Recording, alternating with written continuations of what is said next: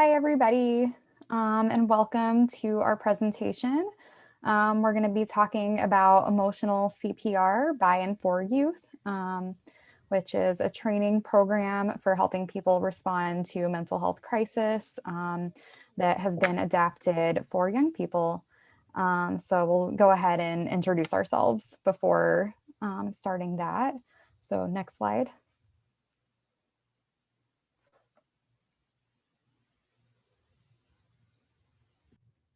So hi everybody, my name is Felicity Krueger. I'm 17. I am from Kentucky, so I am involved with Kentucky Youth Move, which is a statewide organization for young people with mental health issues, and then Kentucky Youth Leadership Council. I do a lot of work within the community. I love helping and working with kids. I have a lot of mental health and learning disability struggles. And I hope one day to become a social worker. So that's me. Hi. And then pass it over to Shira. And then the next slide. Hi, everybody. I'm Shira. I'm the youth coordinator for the National Empowerment Center, and I'm also a master's student in clinical mental health counseling. And I'm passionate about advocating for peer-led services developed by and for youth. I've been an emotional CPR trainer for several years, and I'm super excited about bringing this training to youth peer specialists and other young people. Next slide.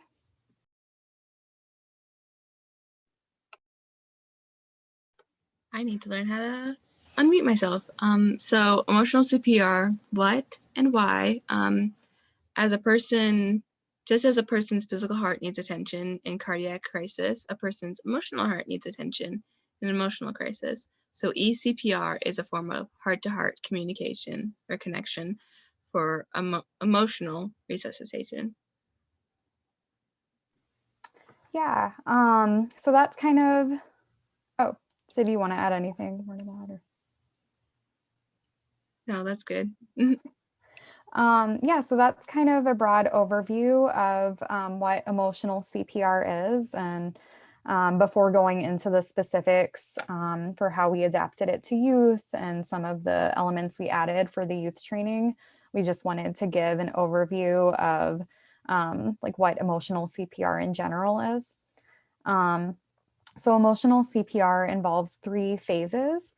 That's what the C, P, and R stands for.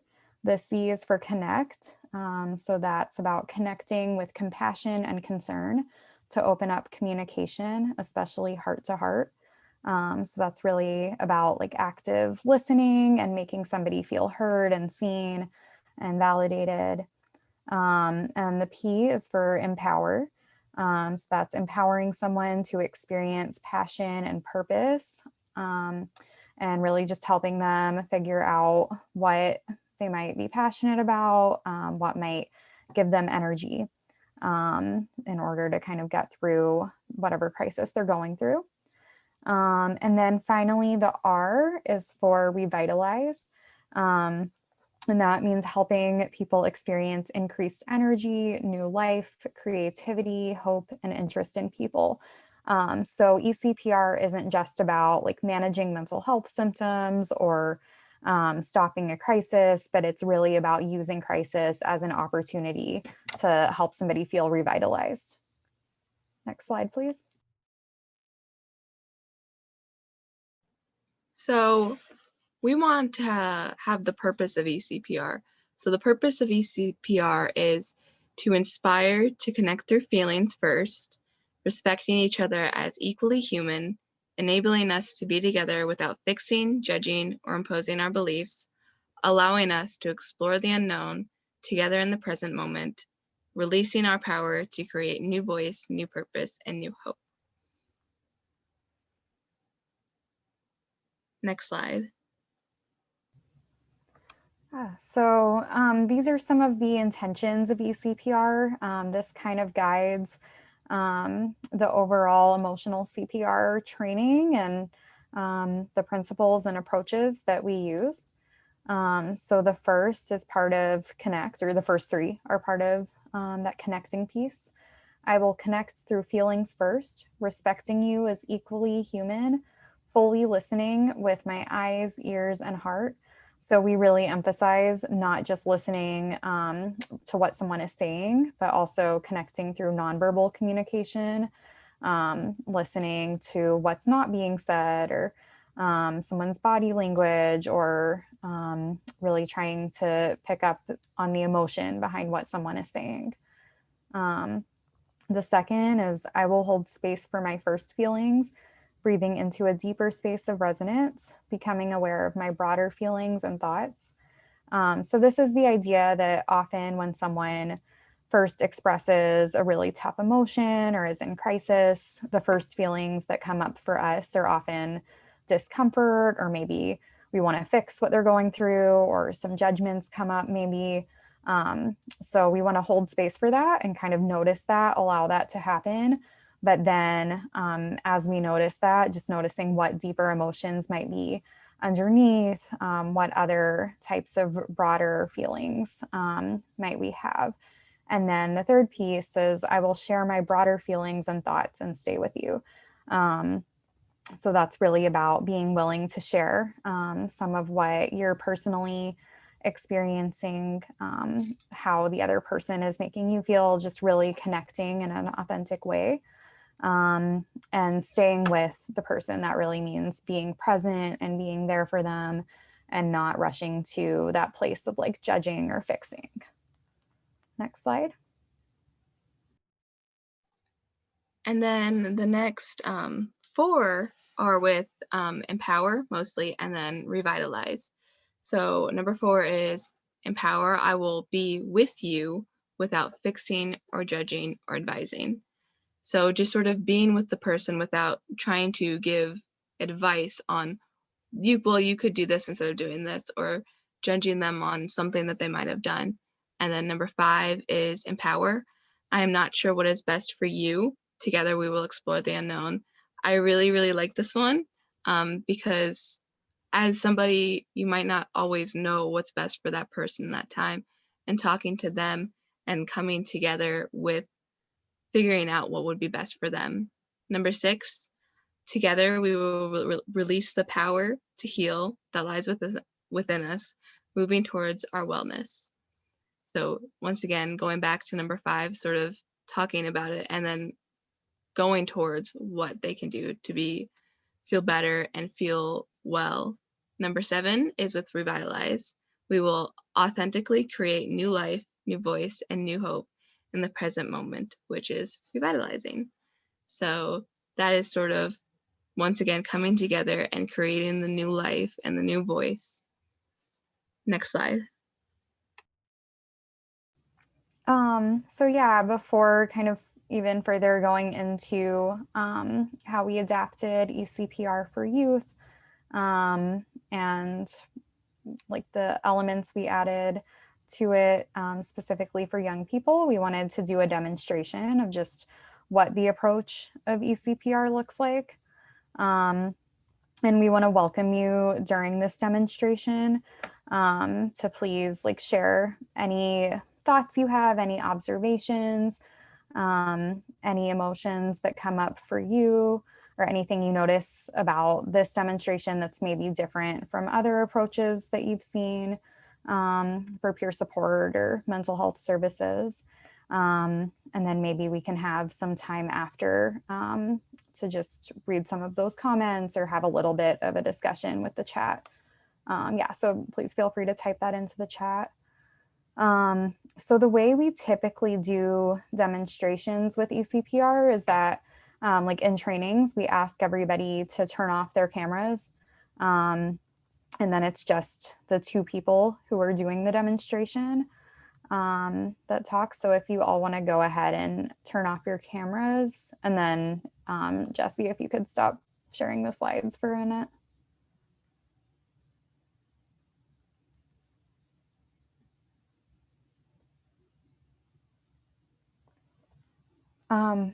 Would you mind turning off your camera? Okay. Hi. Hi. How are you feeling today? Like, what's going on? Um, I'm feeling pretty good. Um, yeah, I just found out that I passed all my classes for grad school, so I'm That's feeling so pretty good exciting. about that. Thank you. I'm so happy Um, for you. Thank I'm sure you. that feels really empowering and great. Yeah, yeah, it feels exciting. Um, but yeah, it's kind of just a really chaotic time right now because I'm moving states in a few weeks, and so things are really just like busy and hectic, and it feels kind of anxiety inducing. So it's, Yeah, bittersweet. I can imagine how hard it would be, especially Yeah. moving states. Yeah. Yeah. Lots to do for the move. Um, and just, yeah. I have my graduation ceremony in a few days, and then, yeah, having to pack and everything. It's just, yeah, a lot of different moving pieces. So, Are you excited for your graduation ceremony? yeah, I am.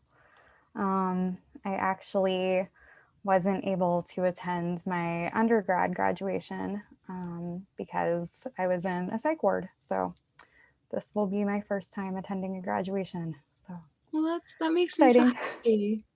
I'm so happy for you. Thank you. And I can see you look really happy about it. Yeah, yeah. But it's for sure bittersweet because I'm also going to be leaving, the city I'm in now, and um, keeping in touch virtually with people, which the pandemic has shown us can be done. But I won't get to see those friends that I've made here in person, and things will be new and different. So Change is always hard. it is, yeah, yeah. It's always just like a mix of emotions for sure. Well, I hope you get to have your bittersweet moments, and I hope you're taking time to breathe it in. Yeah, yeah, I am. I think I'm, just coping with all the stress and trying to enjoy the moments where things are feeling really good. So, That's good. yeah. What Well, about you? How have you been doing? I've been doing good. Like you, I have graduation, but for me it's high school. So a bit different, but still a change. For sure. Super exciting. Yeah. And went on my very first date ever. So that's exciting as well. That's awesome. Yeah. How are you feeling about all that? It's it's pretty new and different, but I've got a lot of support, which I'm really happy about. And the guy that I am dating, he is really kind and like the standard gentleman type, and he's pretty cool. So that's exciting. That's really exciting. Yeah. Yeah. Sounds like a lot of big changes for you too. In the same sort of boat. Yeah. Yeah. Well, I'm feeling really excited for you hearing about all the changes that are happening. And Me too, for you as well. yeah, well, this new guy, he sounds really nice. It sounds like, yeah, big change.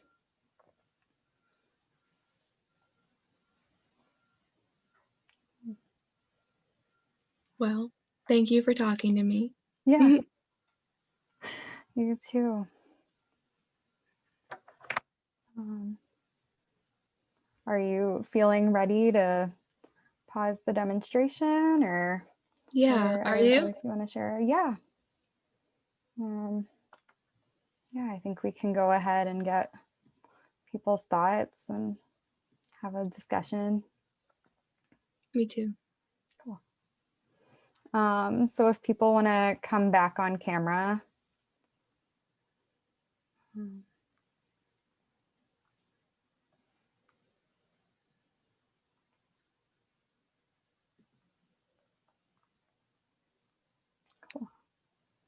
Um, yeah, so if you want to go ahead and share in the chat any observations you had or any thoughts or reflections or any emotions that came up for you, we would definitely welcome that.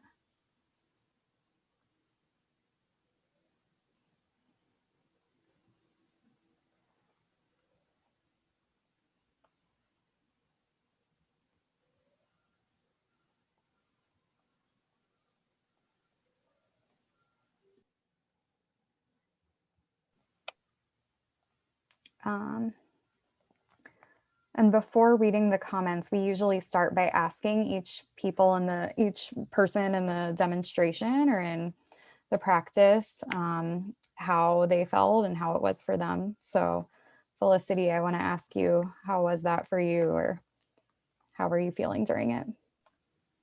I felt really like happy. There was when you talked about what you were going through and how this is the first time you couldn't do your undergrad.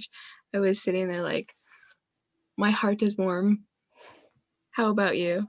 How did you feel? Yeah, same. I felt really happy for you. Um, and I also felt like your happiness for me and um, your like, um, yeah, like the way you were feeling and your excitement, like I felt that come through and that felt really like nice and really, I think someone put in the chat affirming. I think that's the word that really describes it for me. Me too. So, yeah. So I'm going to read some of these comments. I thought it was really refreshing to see a real conversation happening. I struggle to talk to my niece without telling her what to do. Very affirming. Um, for sure. Yeah, I think that's a big piece of eCPR is like trying to learn to sit with those impulses to like tell somebody what to do or give advice because that's real. Like that's a real feeling that sometimes you really just want to give someone advice or share your opinion. So eCPR is kind of about sitting with that and then figuring out like what's a feeling underneath it or what can you share that might feel like it's coming more from your experience and less from that place of like wanting to fix it for someone else. Um, Kept it real and in the moment to celebrate each other's accomplishments. Um, there was a lot of validation, which I think is super important to see for sure. I think eCPR is all about just like trying to validate as much as possible and get to like the emotional content of whatever's going on for someone, whether it's something good or something bad. I heard the connection between the two, like how you allowed conversation to flow without interruption and left room for silence. Um, Definitely another really big part of eCPR is just leaving room for silence and being okay with silence. Because I think sometimes those moments of like wanting to fix it for someone or wanting to give advice that can come from like being uncomfortable with silence or with just like uncertainty or the unknown. Um, and feeling like, oh no, like this person doesn't know what to do or they're pausing, they're not responding right away. Maybe I should try and make a suggestion. So it's kind of about just like letting that discomfort happen. Which can be really hard, but you get used to it. For sure. Yeah, and it's definitely like a practice over time. I like that you both took time to validate the other's feelings and experiences. Silence is a great way to open new avenues of discussion and to allow someone to hear their own thoughts. For sure. For sure.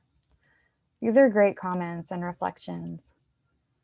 Was there anything different about this approach that you noticed that felt different than how you've seen other like maybe approaches for youth or just like general either peer approaches or mental health approaches?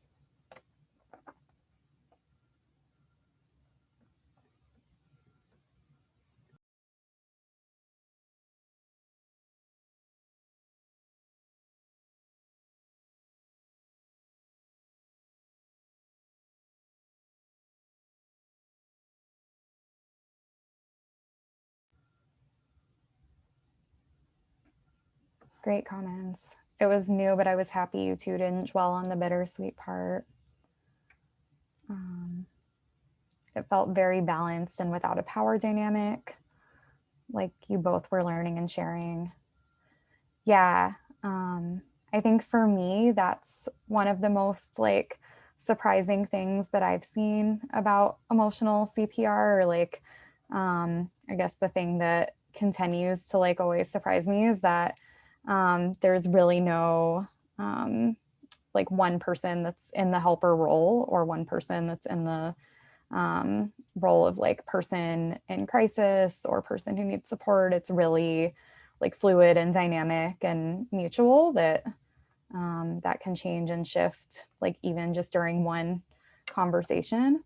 um, so there's this idea kind of that like no one person has the answer for anyone else, or like no one person is in a fixed role. It's just sort of people trying to make it more of a community practice of people like coming together to support each other from whatever their experience is. And with youth, that can be their very first time just having like a back and forth with somebody like other than like a very close peer. Because I know that growing up, it's you've always got a lot of adults and they're telling you what to do, and you're like, well, that doesn't really work for me. So with eCPR, it's more of a back and forth and like fluid than adult kid. Absolutely. Yeah, I think definitely like as a young person learning eCPR, I was very much expecting like my first training to go in and like, okay, one person is the helper and that person is like basically playing the role of like a therapist or an expert. Um, and they're going to like tell this person what to do, or they're going to kind of sit back and listen. But definitely seeing that dynamic where that can shift and change. That I think made it feel safer for me as a young person. Like, oh, okay, everyone here has expertise. It's not just like because I'm, younger that I have to like listen or like respect the authority or whatever of anyone older. Um, some more comments. It makes me re examine my approach. I like how you both allowed one another to express how you feel. I work with veterans, so the conversations tend to be rougher, but that is the same as here. There is an automatic connection, even if small, to build a relationship on. For sure. Yeah, one thing I wanted to say is in emotional CPR trainings, we do what's called real plays instead of role plays. So we really encourage people to share whatever is authentically going on for them. And so sometimes someone may not be in distress. Sometimes things are going well, but you can still build the skill of just like connecting with someone and sharing whatever emotionally is going on. And we find that that's more effective and encourages more authenticity than saying like, I think a lot of trainings, it's like, okay, you're going to role play this scenario where you're in crisis, which can be helpful too. But I think sometimes it's helpful just to have the experience of like, what is it like to be able to share authentically and have space held for whatever emotions really are coming up in that moment.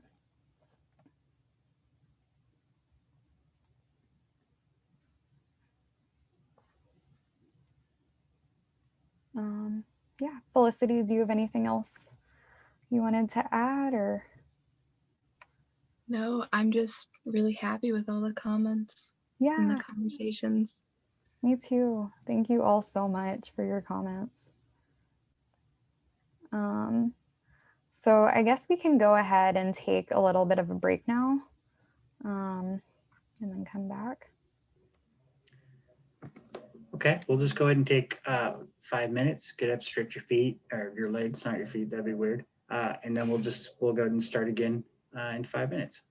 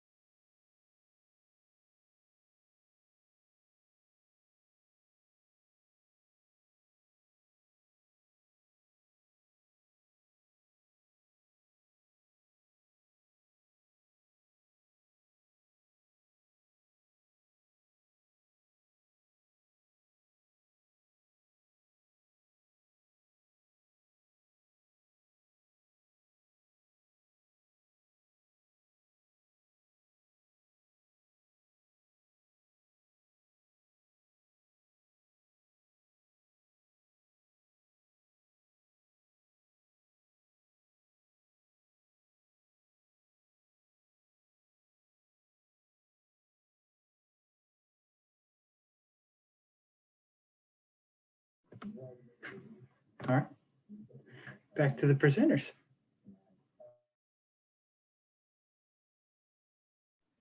If you could pull our slides up again, that'd be awesome.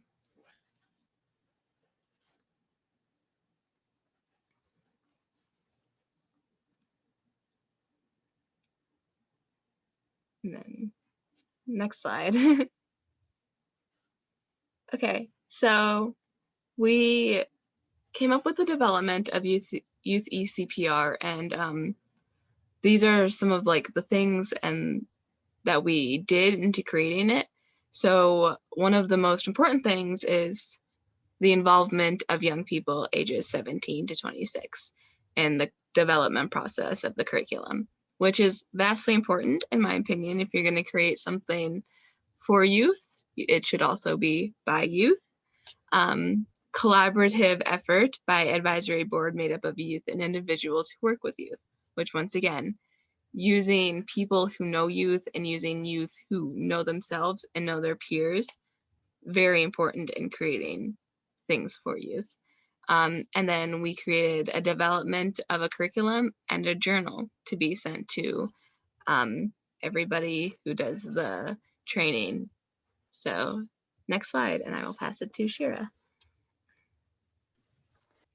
So these are some of the differences between like emotional CPR for youth and then like the more general emotional CPR. So first of all, our youth trainings are led by young people. So sometimes it's a team of both like youth peers and adult peers, but sometimes it has been just all young people. We have had a few trainings where it was entirely youth peers between like 16 and 26. Um, so that's often a really new experience for young people, is to have a training like entirely led by other young people and for it to be a space just for youth. Um, we changed the structure a little bit. So our usual training is like usually 3 days, 4 hours each, or 4 days, 3 hours each. So for youth, it's 5 days. And usually it's 2.5 hours per day. I think one day is just 2 hours. So that just helps break it up a little bit. I think sometimes with younger people, we prefer like shorter periods of time for learning, or we don't sometimes have the time to devote like 3 or 4 hours per day to a training because of school or other obligations. So doing it over 5 days just makes a little bit more sense. We included a lot more videos and multimedia. So we're going to show like an example of a video that we included in a little bit. But in general, we try to include like videos about different like mental health topics or demonstrating some of the listening skills. We try to include like some music for during the breaks. We'll have like kind of like dancing or listening to music as an example of self-care. So we'll play music. Yeah, we'll do like movement exercises so that people are getting up and standing more, and it's not just kind of like sit behind your computer for several hours per day. We do more interactive exercises. So we ask people a lot of different types of questions to get them sharing more and expressing more like how they're feeling. Often we'll ask people to type like different feeling words into the chat to share how they're feeling as we do different real plays or we talk about different topics. Simplified language, we just tried to kind of take out some of the more complex terms so that it's more easily understandable for youth. And then finally, as Felicity mentioned, we added a journal just to kind of make it more interactive, and we'll show like the sample journal in a bit. So it just has like different exercises where people can answer questions or take notes or reflect on different parts of the training. And then they're welcome to like share that in the chat. So that's just to get people just more interactive and more responding, so that I think a lot of youth are used to like feeling lectured, or you go to class and you just sit there. So this is really about getting people engaged and involved and knowing that like this is a participatory training. Everyone has something to contribute. Everyone has expertise about what it's like to be a young person living in this world during a pandemic. So, everyone is welcome to share ideas and share their reflections. Next slide. So these are some of the sample journal pages. We tried to make it look a bit more, I don't know the right word, but I like to say aesthetically pleasing. So we have like things where I love writing my name on things. So I love the This Journal Belongs To. And then some journaling prompts, different questions. We have Rose Thorn Bud, which is, you can see like, it's sort of check-in questions. So like, what is the highlight of your day? A rose, and thorn, a challenge, and a bud, something new or something that you're looking forward to, which for youth, I feel like it gets you very engaged, and it gets you wanting to write and wanting to think about these questions. Next slide.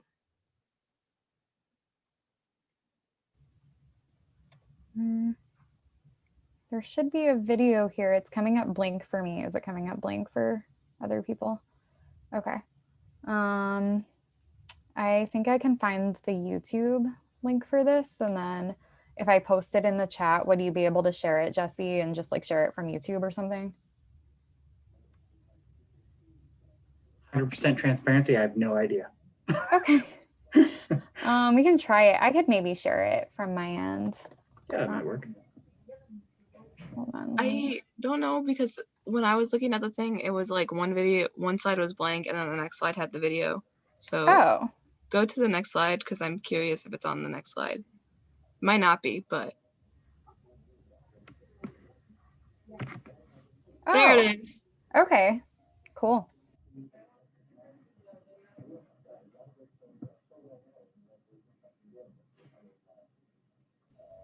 Can you try playing it, or?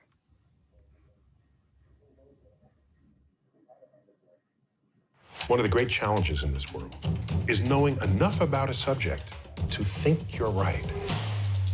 But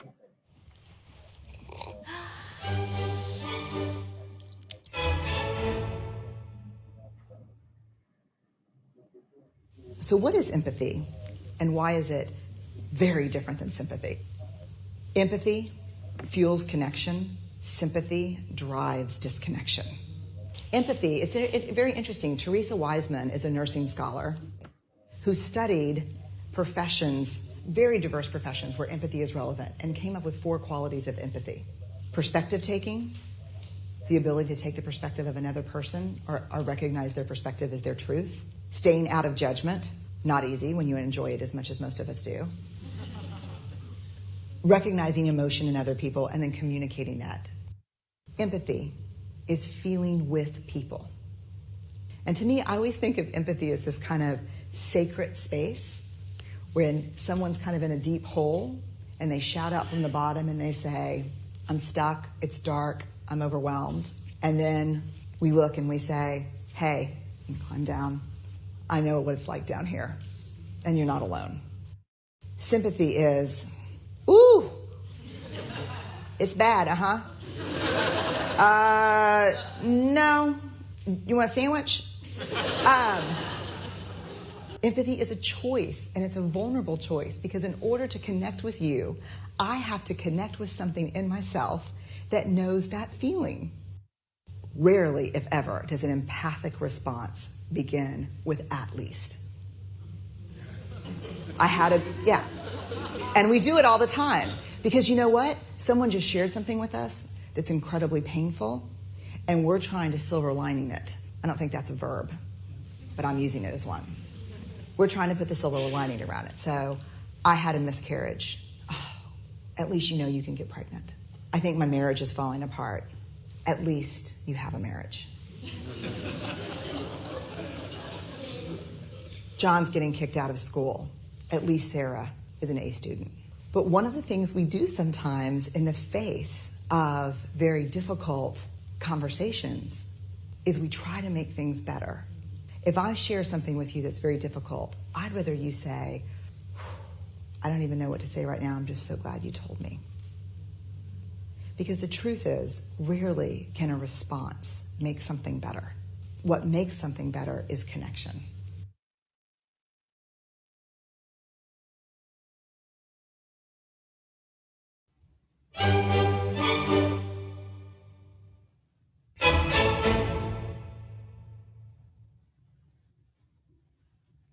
Cool. So yeah, that's an example of one of the videos we present in trainings. We show a bunch of different videos that are kind of short like that, but kind of illustrate concepts like empathy and active listening and things like that. I'm not sure, I couldn't see the animation during it. I just heard the audio. I'm not sure if others experience that. So I'm just going to put the link just in case anyone else experienced that into the chat. So if you want to watch it with the animation, you can do that. But because it's fun to see the animation and illustration of it, but I think it's a good way to kind of get people familiar with some of the concepts of eCPR. So next slide. So this is the color wheel. So some of the things that we use the color wheel for are check-ins, or when you're resonating after a real play or something. It has a lot of words that can describe feelings. I know that especially when you're young, you're still figuring out how to find the right words to express things. What I feel this way, but I don't know the word for it. And I think the color wheel is something that helps a lot. Sorry, my dad just opened the door, so ignore him. I know that one of the things that we did when I did the training I first did was using the color wheel to describe the feelings we were feeling. Well,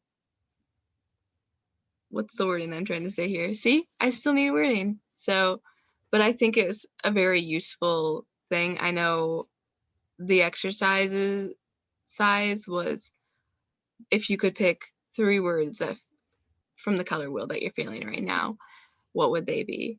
And I loved it because I could just go in there and see, okay, I don't feel exactly angry, but I don't feel exactly any of the other main things. So I got different words to explain what I was feeling. So I think the color wheel's really cool, and it is something that really helps youth from what I've seen in the presentations. So that's the color wheel. Next slide. I was just going to say before we go on to this next slide, if people want to try out that exercise of sharing a couple feeling words from this wheel to describe anything that they're feeling now or about the conference in general, feel free to do that and type that in the chat, because I think it can be helpful to see what that's like.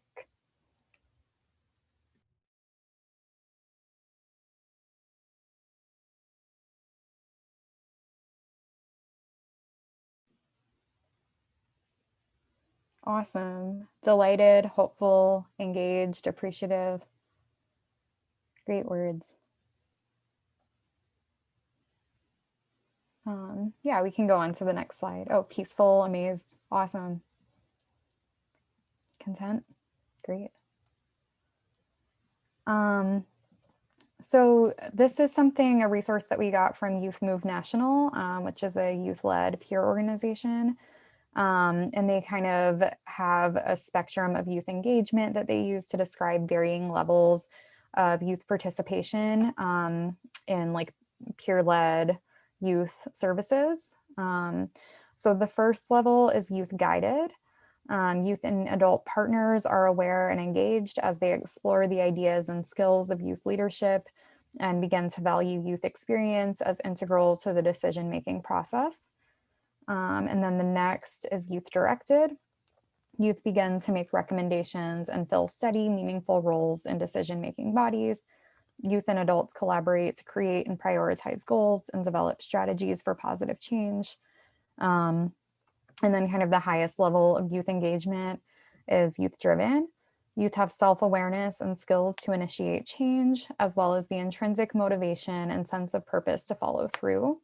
Youth have a mutually respectful relationship with adults and other youth in the community as they partner for the change desired by youth. So we really felt like youth eCPR there's elements of the youth directed initiatives, and then there's also elements of youth driven. Definitely youth were involved in meaningful roles in the development of the youth eCPR curriculum, and made quite a few decisions about kind of what to include and how to adapt it for youth. They very much, we were seen as partners with the adult members of the committee who were developing the youth eCPR curriculum. It was a mutual process. It wasn't that like the adults were in leadership roles and youth were advising. It was very much like shared power, shared decision making. And a lot of the changes to the curriculum were initiated by youth.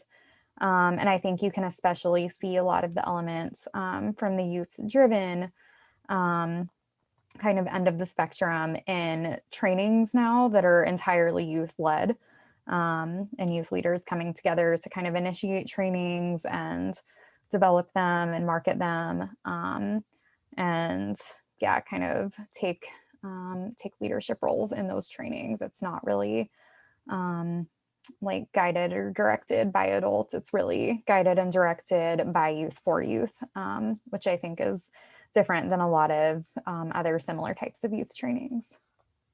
Next slide.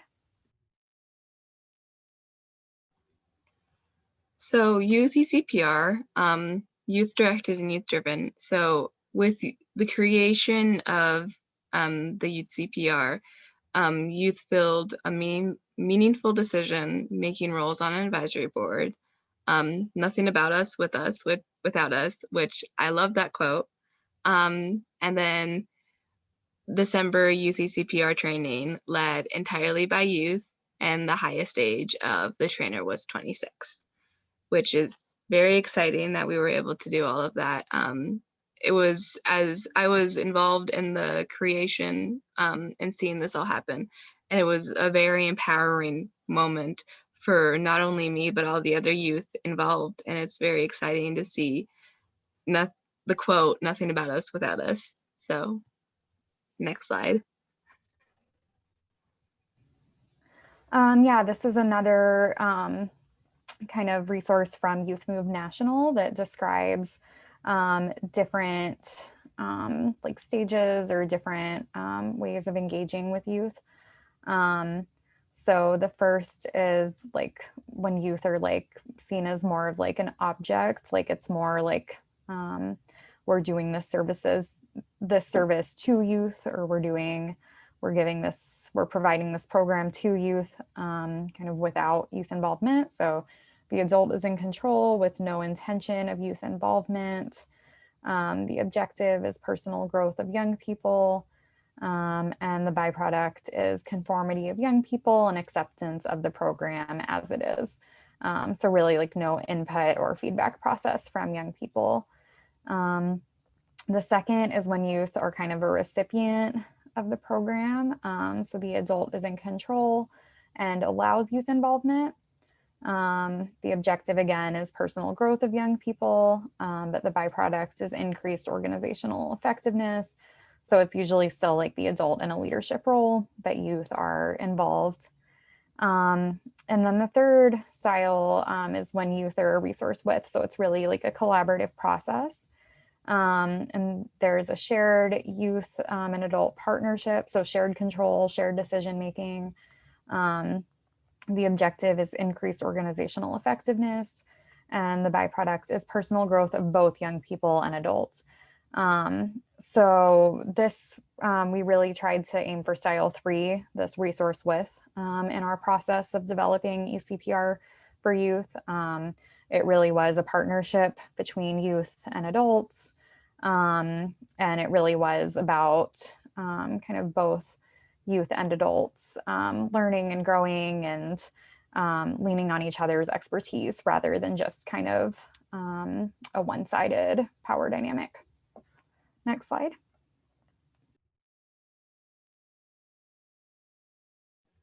So this is the hearts ladder, which I always want to say harps, so excuse me if I do. The way I normally present it, it looks a bit different than this. It looks like an actual ladder, so that's why they call it the hearts ladder. So it's about youth participation, and it's often used when describing tokenism. It's also from Youth Move National. So the very first step in the hearts ladder, some people call it tongs, but that sounds weird, so I call it steps. Young people are manipulated. So they're just sort of there on a board because they look good. They aren't giving anything into the conversation. They're just there because they look good and they probably are bored out of their minds. 2, young people are a decoration. Sort of goes with the same one, but they're more like, look what we have. We have a youth.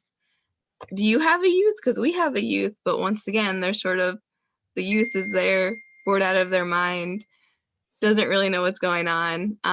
Young people are tokenized, is number 3, which is, once again, look what we have. We have a youth. But they get more recognition, and they are often, the adults in the situation can often make them look a bit like what they are doing is like they're involving in so much stuff, but they aren't really making the decisions. It's sort of doing what the adult tells them to do.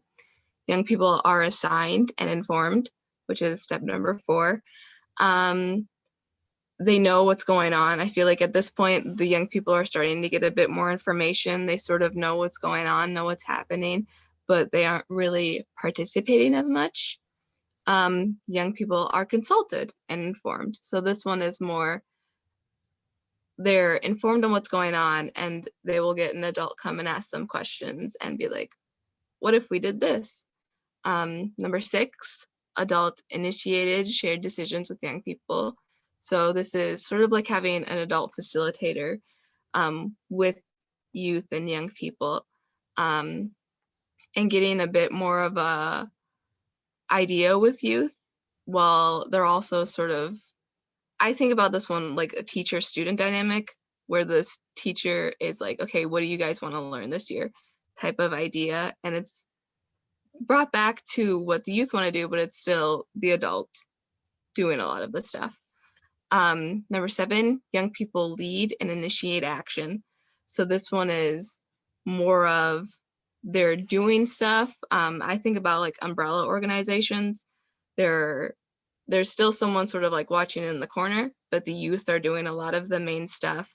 And then step number 8, young people and adults share decision making. So it's vice versa, going back and forth. There's equal for everybody. Youth are doing a lot of this stuff. So that's the hearts ladder. Next slide. Awesome. So I think that was our last slide. And thank you so much for that explanation, Felicity. So yeah, we now have some time for questions. If you want to ask questions in the chat, or just if you have feedback in general.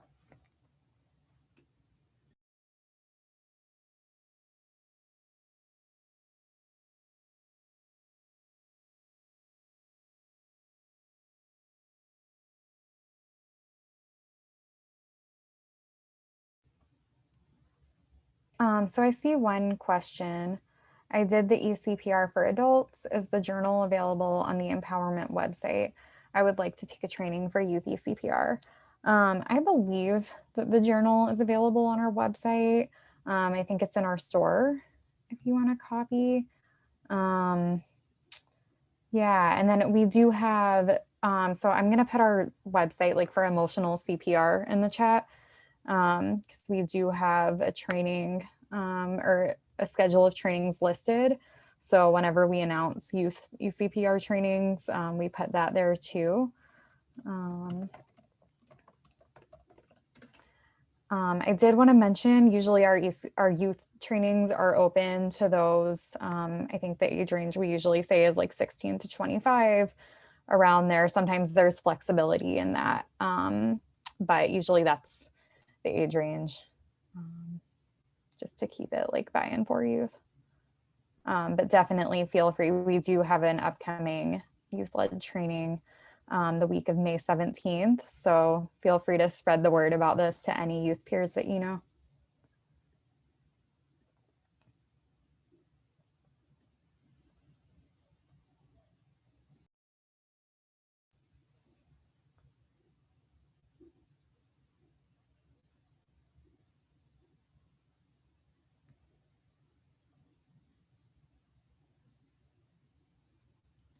Any other questions or comments?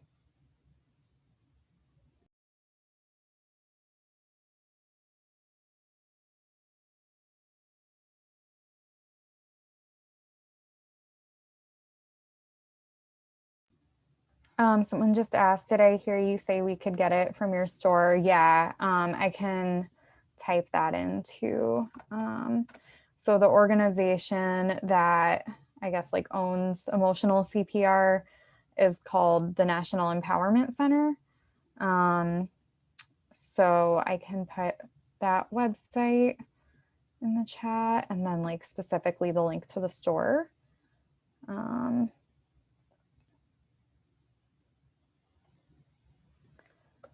You can find, we have like an emotional CPR workbook in the store. I think we have maybe a DVD about emotional CPR, but I think the journal is there as well. So definitely feel free to look at that.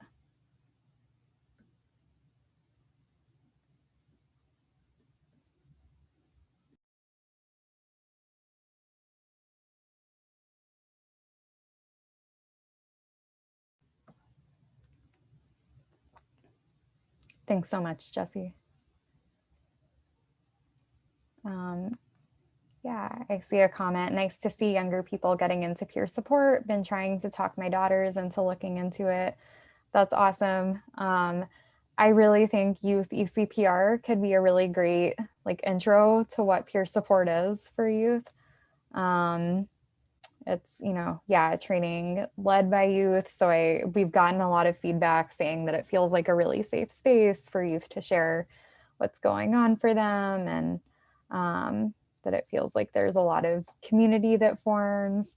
So I think if, you know, if anybody has young people in their lives that are interested in youth eCPR, please feel free to let them know. I can type my email in the chat if you have a young person who wants to wants more information on the training or eCPR.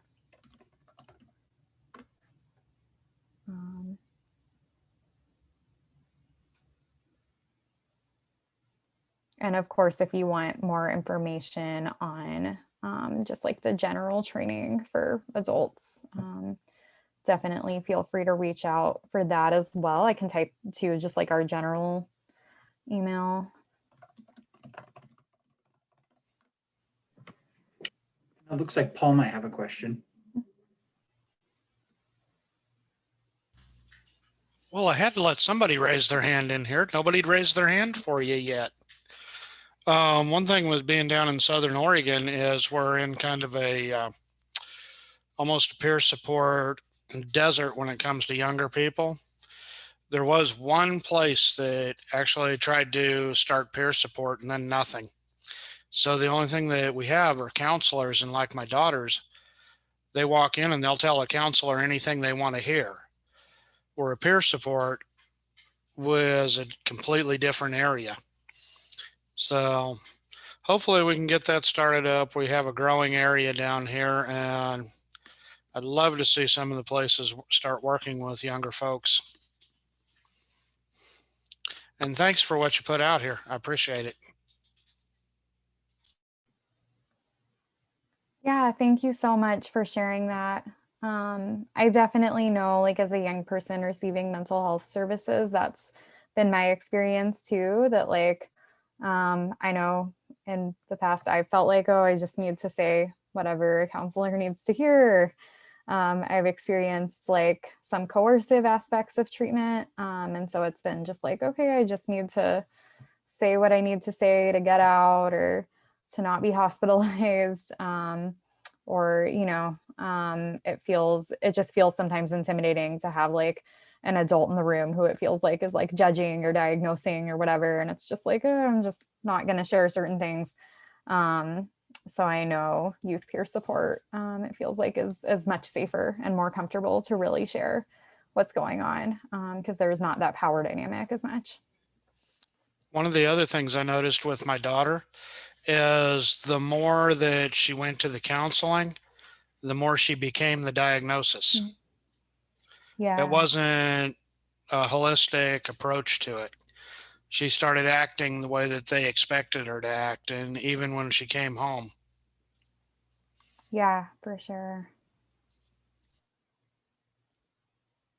Yeah, I think that really can show the power dynamic that's there when youth are receiving mental health services, that there can be like pressure to act a certain way, or like people's expectations can have an impact on you where you just start acting the way they expect you to. So yeah, I definitely think, that's really one of the positive effects of peer support, is that there doesn't have to be that power dynamic or those expectations. I don't know if you've had similar experiences, Felicity. Really, with just the peer supports being few and far between. I live in rural Kentucky. There's nothing around here, and there's a ton of stigma because we have a lot of the older generation who grew up with the just suck it up routine. I was homeschooled, so I don't know much about like within the youth system how much mental health there is, but I know that it's not the best within Adair County's high school. So trying to get more youth peer support places and more organizations where there's not a power dynamic is a struggle. So I get what you're talking about with that, but that's really my only experience.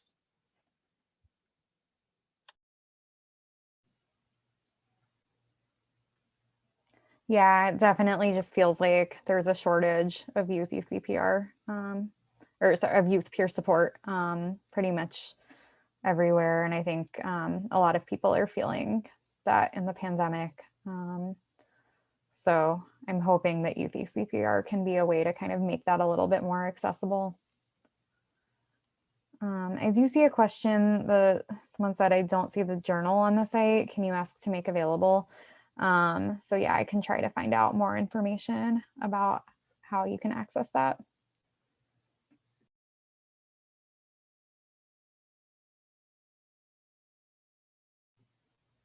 I think Tina, you have your hand raised. Yes, my question's for Felicity. I'm wondering, what was a turning point for you where you finally felt heard by an adult? That's a good question. So I have been involved with mental health organizations since I was about 11. My older brother was diagnosed with autism when I was 8 or 9. So my mom got very involved with everything, which brought me to doing a lot of stuff with Kentucky Youth Move and eCPR and a bunch of other things, and Youth Move National, which got me involved in eCPR. So I grew up with always having like my mom hear me, but there's always this disconnect with parents. So I think there's a lot of times in my life with specifically Youth Move National where I walk into a room, and usually I grew up being the youngest in all of these organizations because in rural Kentucky and in Kentucky, kids don't know about these resources. They aren't involved with them unless somebody they know is involved with them. So I think getting involved with a bunch of the organizations when I was about 14, 15, and being surprised that these people want to hear what I'm talking about, like going from being this little kid who just sort of follows her mom around to all of these things to being, you have input. Can we have some? And And especially, I know in the creation of the youth eCPR and talking to the people, it was insane to hear them validate what I was talking about.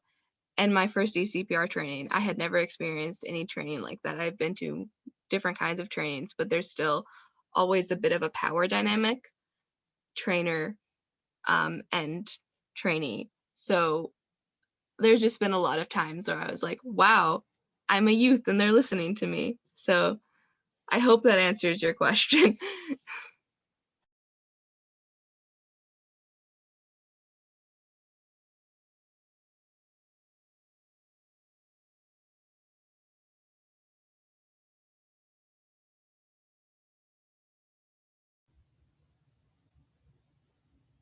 Thank you so much. I see another comment. I'm on the child and family team. I am thankful for the candidness and what I need to be careful with making sure the individuals I serve do not feel any form of power dynamic. Yeah, I think it's so hard because it's something that youth are so used to, or that's so like entrenched in our culture. It can just be hard to kind of get rid of that power dynamic completely, but definitely like being aware of it is so important, I think. And yeah, just kind of, I think listening to youth and everything is a great like first step.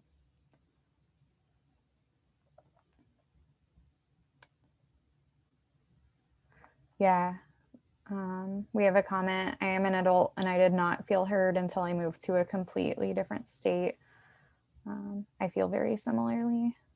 I like when you asked that question, I was trying to think what would I answer, and I think I didn't really have many experiences at all of feeling heard by adults when I was young. So I am really happy to see that there are more and more organizations that really do like center youth voices. And geography can really play a part in a lot of the stuff. In a lot of places, it's not widely known mental health in general, let alone youth mental health. So it can really depend on where you are too, which is insane. It shouldn't be that way, but it is. So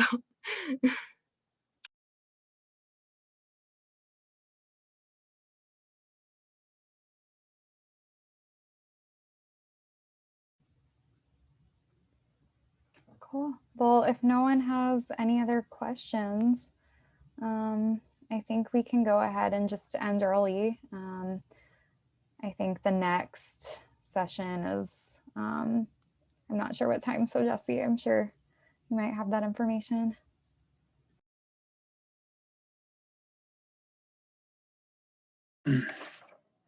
Yeah, I don't right off the top of my head. I have tons of papers here, but I do want to say thank you to Felicity and Shira for doing this, presenting this. It was amazing and insightful. Thank you so much for having us, and thank you so much for being here, everyone. I really appreciate this space. Oh, cool. Next session is 5 p.m. Pacific. So Looks right, Paul. Thank you. We're gonna have to give you a paycheck for that one.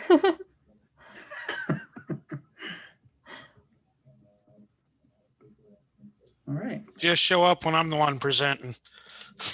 You can throw things. It's okay. Deal. All right. Thank you again. thank you so much. And thank you so much, Jesse, for all your help. My pleasure. All right.